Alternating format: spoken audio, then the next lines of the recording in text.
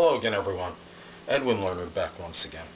In this YouTube astrological segment, I'm going to be dissertating and talking about my thoughts on God or the Creator, religion, and astrology. Now, many people have various and wide divergence of thoughts and opinions regarding God, religion, astrology, and you have a multitude of philosophies and theories about this.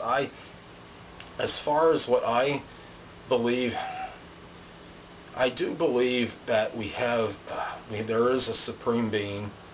Some people may call this person Jehovah God, others say the Creator, others look at it just as a supreme being and Creator. We have various names for this person, and I do believe there is someone out there that is omniscient, omnipotent, and has all, and really is all-knowing, and there's things in our finite minds that we just can't grasp on our mundane plane. I do believe that astrology works, is still an element that exists, obviously, because you see the multitude of videos that I produce, and I'm obviously a believer in astrology, but I am a believer that we do have somebody up there that is that Creator, that supreme being. I think my belief is that the constellations and planets, they were put up there for a reason. A lot of people don't believe in astrology because in the Bible there's a part where it rebukes or condemns the subject.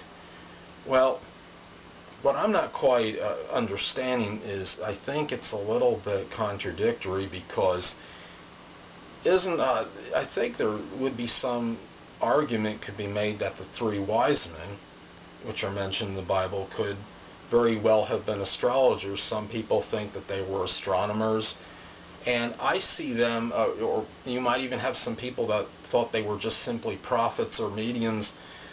I believe they may very well have been astrologers. And I believe that it's too coincidental how the planets in transit and signs, planets in natal charts, that they could be just so accurate. Now, isn't it stated that the moon has an effect on the tides? Why can't the planets have some impact or influence on human behavior? There's people, my basic philosophy is incorporating the basic, that belief that we do have a supreme being, and belief that astrology does exist. I don't think a lot of people debunk the science. Really, technically, it's considered a pseudoscience because it's not an actual official science. It's on that second scale. But whatever we call it, I do believe that astrological influences do have a very strong impact on one's human behavior. You notice in my videos at the end, I say the stars may impel but do not compel. Well, I see it where we still have our own choice. We have our free will. And I respect and understand that. Now, astrological influences can be very strong, very powerful, and like I said, they may impel but do not compel. And the difference between that, one is a force and one is an irresistible force that you can't really give the resistance to, because it's so strong and powerful. Now, we all make our own decisions in life. Now, we are born. I saw something on TV, and many people, some will agree, some will disagree. I thought it was interesting that when we were born, that everybody has that belief in God, that has a gene that gives you that belief. Or you could say everybody, there's going to be different words that people call this person. Some may just look at it like the creator and other things, but there is evidence of that, and I think that's too coincidental to overlook. At the same time, I do believe that these planets, these constellations, and even like some of the asteroids can have a significant impact on one's natal chart, like Chiron, for example. And these were all put there for a reason, I believe. I believe these were put there so people can kind of get a blueprint of their character makeup, their astrological composition, and they could see the negative elements and aspects perhaps within themselves, and they can maybe make some determination on this based on these things, based on looking at accentuating the positive attributes, say, of their natal chart. And I do think there's enough there to say that the astrology is veracious and it's valid. And if this was some people look upon this as something that is malevolent or demonic, well, for some reason I can't really grasp that side of things, because I can't see how somebody can say, well, just because I'm going to look at my natal chart, that means I'm casting an evil spell or I'm doing something demonic.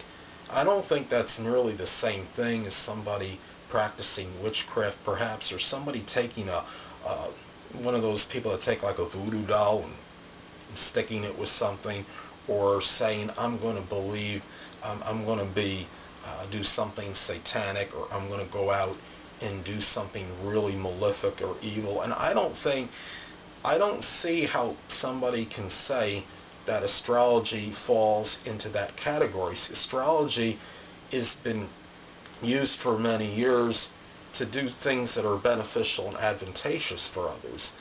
And for me to say, well, this is something that is completely connected with something demonic or nefarious or evil, that's, to me, I think that's preposterous, but that is just simply my opinion, and my opinion only. And I do believe, as I stated before, I'll say it again, is that these planets, certain asteroids, even the constellations were there for a reason. I don't think it was just simply to make astronomical observations to see if there's life on these planets, to check atmospheric conditions and qualities and characteristics of these planets. They were used to help others in terms of astrological information, to be able to look at their natal charts and see the positive, see the negative, see possible warning signs, even through transits and even progress charts. See the positive and the negative, and try to emphasize and accentuate the positive that is in astrology. And I can't quite. Another thing, what I think is very intriguing, and many people will notice this too, is that in the Bible you have the 12 disciples. That's very interesting that you have 12 zodiac signs, you have 12 disciples. Could each of them have been born with a different sun sign? And perhaps each of them may have had a different ascendant or rising sign as well. It wouldn't surprise me. It's really interesting how this really, how I can really believe there can be a correlation between some things biblically and some things that are astrological. Isn't there something in the Bible too that states something about with the number 144,000 chosen ones, or something to that effect? Isn't it funny too? It seems kind of another bizarre coincidence that you could have 144 sun-moon combinations, or sun-ascendant combinations, moon-ascendant combinations, 12 times 12, because you have 12 signs of the zodiac, and you have and for each influence. If you have there's 12 signs for the sun, 12 for the moon, 12 times 12 is 144. It just seems to be very odd that you have these numbers that astrologically that make these connections with things of a biblical nature. So I just see there's a number of things that are just too coincidental to be oblivious to or to overlook. Now, but like I stated, that is my belief. So my general philosophy really amalgamates having that supreme being, and having an astrology is mixed in with that. And no, I don't feel there's anything evil or wicked about astrology.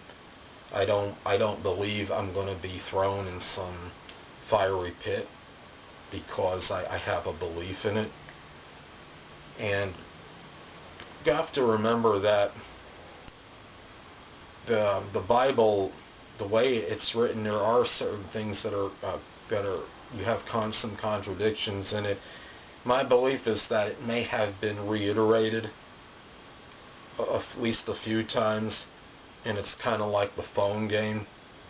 It's like if I was to tell a story that I had a model rocket, and then when it gets to the 20th person, when it's retold, all of a sudden I had a rocket launcher. And those things can be changed inadvertently or unwittingly over time, because you might have a number of people writing something, and then this person writes their version of it, and they might make one or two revisions or even accidental changes, and then it goes over to the number of people, and then it's not quite 100% the same as maybe when it was originally written. So anyway, people, that'll conclude this YouTube astrological segment for God, astrology, and religion.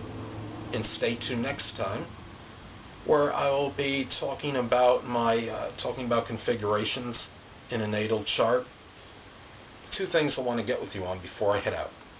Firstly, the stars may impel but do not compel. And secondly, never isolate any single astrological element, aspect, planetary placement, position, configuration, influence, or what have you, and make an analysis of a person, astrologically speaking, based on this alone, because a person astrologically is the sum of all their components in their natal chart, and not just one.